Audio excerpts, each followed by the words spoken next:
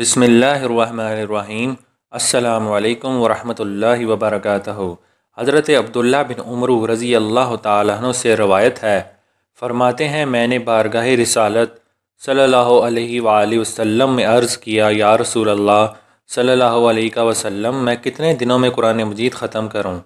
آپ صلی اللہ علیہ وآلہ وسلم نے فرمایا، اسے 1 ماہ میں ختم کرو، یعنی 30 دنوں میں۔ حضرت عبداللہ بن عمر رضی اللہ تعالیٰ عنہ فرماتے ہیں میں نے عرض کیا، میں اس سے افضل طاقت رکھتا ہوں۔ رسول کریم صلی اللہ علیہ وآلہ وسلم نے فرمایا، تم اسے 20 دنوں میں ختم کرو۔ حضرت عبداللہ بن عمر فرماتے ہیں میں نے عرض کیا، یا رسول اللہ، میں اس سے افضل طاقت رکھتا ہوں۔ رسول کریم صلی اللہ علیہ وآلہ وسلم نے فرمایا، تم اس کو 15 دنوں میں ختم کرو۔